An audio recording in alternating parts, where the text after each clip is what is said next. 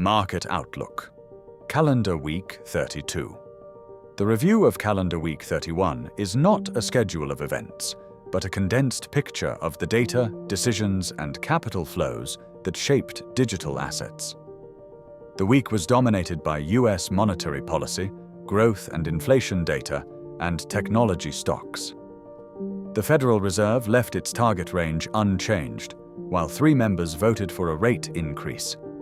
The initial estimate for the second quarter showed slower US growth. The PCE price index declined month-on-month in June, but remained above the inflation target year-on-year. Nominal and real yields stayed elevated, while the US dollar weakened. The labor market did not provide a uniform signal. Initial jobless claims edged higher but remained low. Labor costs continued to indicate wage pressure. In the credit market, risk premiums for lower quality US corporate debt widened slightly. This was not disorderly stress, but it increased attention on highly leveraged issuers. In AI and technology stocks, strong cloud and artificial intelligence revenues met high capital expenditure, softer outlooks, and demanding valuations. Counter-movements underlined narrow market leadership and the dependence of major indices on a small number of large companies. Bitcoin and Ether ended the week lower. US spot Bitcoin ETFs recorded net outflows, while Ether products posted a small inflow. A strong Bitcoin inflow day was offset by substantial outflows on Friday. Positive funding rates indicated positioning still predominantly financed on the long side. Open interest remained high without a corresponding expansion in spot liquidity or market breadth. Sensitivity to liquidations therefore remained elevated, particularly among smaller altcoins and in thinner order books.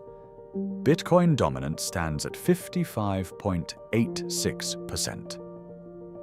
The Crypto Fear and Greed Index is at 27, placing sentiment in the fear category. Bitcoin remains the market's leading structure.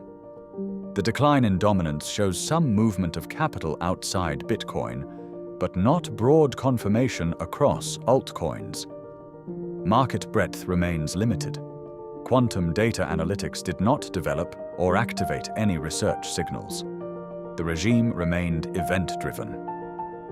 Liquidity, follow-through in ETF flows, and market breadth did not confirm a stable structure. The filters are being recalibrated and relevant models retrained.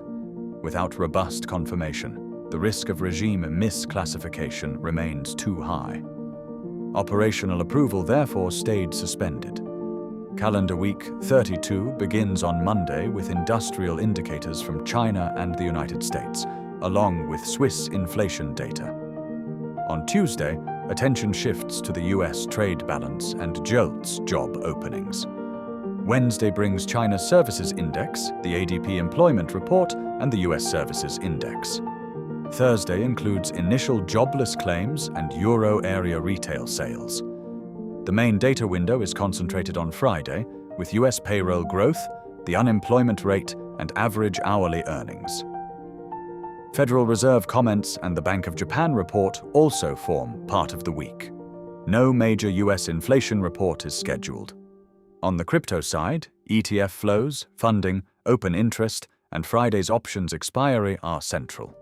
The Prove, ENA, and OPN token unlocks follow on Wednesday. For Prove, the release exceeds the supply previously in circulation. Thursday brings the large Hype unlock, valued at more than $500 million. The relevant factors are actual transfers, order book depth, and the spot market response, rather than the calendar value alone. The geopolitical situation remains a source of disruption. In the Iran conflict, diplomatic signals and a pause in further US strikes stood alongside severely restricted commercial shipping through the Strait of Hormuz. Energy prices, transport routes, insurance premiums, and security reports remain relevant.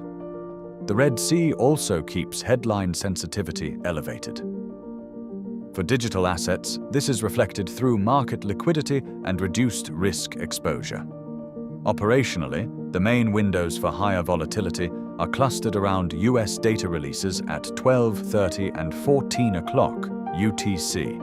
The token unlocks on Wednesday and Thursday, ETF flows after the opening of US trading, and the options expiry on Friday. Thin order books can amplify slippage when funding and open interest are elevated. The BTC macro framework assesses US real yields, the dollar, the Federal Reserve balance sheet, global liquidity, credit conditions, and ETF flows. Research signals will only be released after stable confirmation from liquidity, market breadth, and follow-through flows. This report does not constitute investment advice or a recommendation to buy or sell. It is intended solely for information and research purposes. Quantum data analytics. Analytical, strategic, innovative.